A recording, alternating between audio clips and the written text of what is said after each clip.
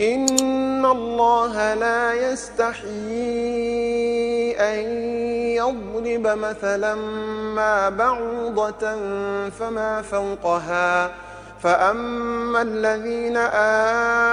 آمنوا فيعلمون أنه الحق من ربهم وأما الذين كفروا فيقولون ماذا أراد الله بهذا مثلا يضل به كثيرا ويهدي به كثيرا وما يضل به إلا الفاسقين الذين ينقضون عهد الله من بعد ميثاقه ويقطعون ما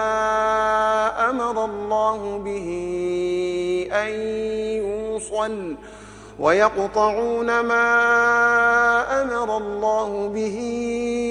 أن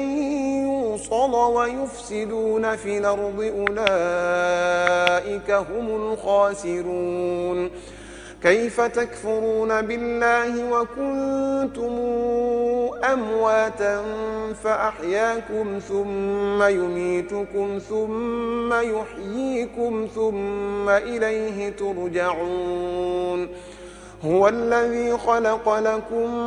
ما في الأرض جميعا ثم استوى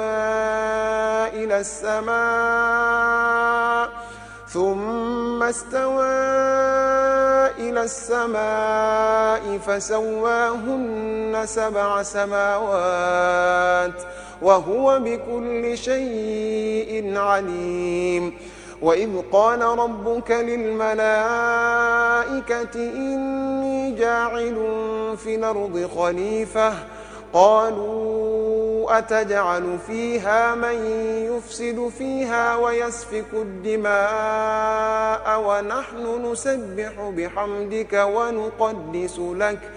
ونحن نسبح بحمدك ونقدس لك قال إني أعلم ما لا تعلمون وعلم آدم الأسماء كلها ثم عرضهم على الملائكة فقال أنبئوني بأسماء هؤلاء إن كنتم صادقين قالوا سبحانك لا علم لنا إلا ما علمتنا إنك أنت العليم الحكيم قال يا آدم أنبئهم بأسمائهم فلما أنبأهم بأسمائهم قال ألم قل لكم إني أعلم غيب السماوات والأرض وأعلم ما تبدون وما كنتم تكتمون وإذ قلنا للملائكة اسجدوا لآدم فسجدوا إلا إبليس أبى واستكبر وكان من الكافرين وقلنا يا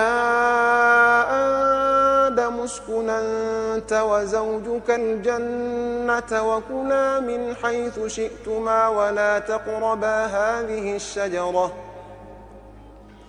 وكلا منها رغدا حيث شئتما ولا تقربا هذه الشجرة فتكونا من الظالمين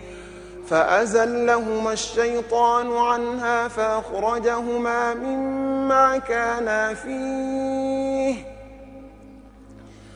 فقلنا اهبطوا بعضكم لبعض عدو ولكم في الأرض مستقر ومتاع إلى حين فتلقى آدم من ربه كلمات فتاب عليه إنه هو التواب الرحيم قلنا اهبطوا منها جميعا فإما ياتينكم مني هدى فمن تبع هداي فلا خوف عليهم ولا هم يحزنون والذين كفروا وكذبوا بآياتنا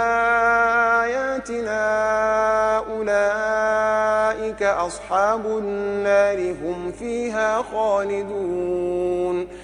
يا بني إسرائيل اذكروا نعمتي التي أنعمت عليكم وأوفوا بعهدي أوف بعهدكم وإياي فارهبون وآمنوا بما أنزلت مصدقا لما معكم ولا تكونوا أول كافر به ولا تشتروا